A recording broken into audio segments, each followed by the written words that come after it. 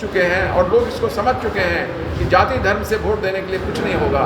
बिहार को बदलना है तो इस तरह के पार्टी जो बिहार के मुद्दे को उठा रही है, बिहार के विकास की बात कर रही है, उसको वोट देना होगा। और निश्चित तौर पर जब वो होगा तो हमारा पार्टी जो कहता है कि जनसुराज आएगा, मतलब पीपुल्स गुड गवर्नेंस आएगा, व्यवस्था परिवर्तन होगी और लोगों का काम होगा, लोगों की बात सुनी जाएगी। आज मुख्यमंत्री नीतीश कुमार का एक पोस्ट देखे जिसपे उन्होंने आगामी 10 तारीख को 1100 रुपया देने की बात कही है, जो भी वृद्धा पेंशन है, विकलांग पेंशन है, उन लोगों को देने की बात कही है। देखिए, एजेंडा तो हमारे प्रणेता प्रशांत किशोर जी ने ऑलरेडी सेट कर दिया है। अब उसका देखा देखी लोग कर रहे हैं, लेकिन बहुत सारे लोग जो हैं वो देखा देखी नकल करने के लिए भी तो अकल चाहिए ना, वो उसका भी इस्तेमाल नहीं कर रहे। यदि आप कह रहे हैं कि आप देंगे तो आप ये भी बताइए कि वो राशि कहाँ है और कैसे देंगे।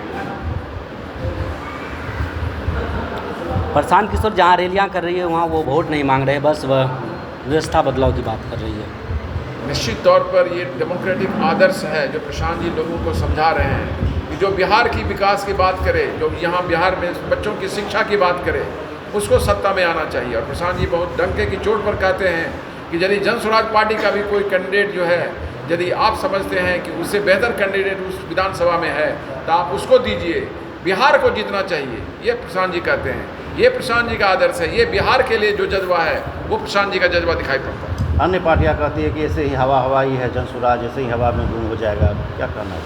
कहने के लिए तो लोगों का मुंह तो नहीं बंद कर सकते हैं, लोग तो कहते हैं, लोग तो बहुत सारी बात बोलते हैं, तो उनको हम लोग क्या कर सकते हैं?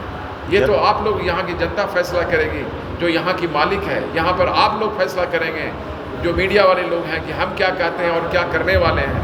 जो विश्वास यदि हम पर जनता करेगी तो हमें वोट देगी। अब लोग कहने के लिए उसका जो बताएंगे कैसे हम हवाई हैं। आप क्या हैं? आप पिछले 30 साल में बिहार को क्या किया है? बिहार को क्या दिया है? पलायन के अलावा जो है, बेरोजगारी के अलावा यहाँ गरीबी कितनी है? जो आंकड़े आप किताब में पढ़ते हैं उससे अधिक गरीबी है। ये प्रशांत जी ने जो है जब पैदल यात्रा की उन्होंने देखा इस गरीबी को। आप उसके लिए क्या किए हैं? अभी तो कहा मैंने कि आपने जाति जनगणना कराई, उस जाति जनगणना में ये आया कि 94 लाख परिवार जो है बिहार के गरीबी रेखा के अभी भी आज़ादी के 78 साल के बाद भी बिहार में रह रहे हैं। उसके लिए माननीय मुख्यमंत्री जी ने विधानसभा के पटल पर घोषणा की कि ऐसे परिवार को गरीबी रेखा से ऊपर ले जाने के लिए 2 लाख रुपये प्रति परिवार दिए जाएंगे। क्या यह राशि कभी किसी को मिली क्या?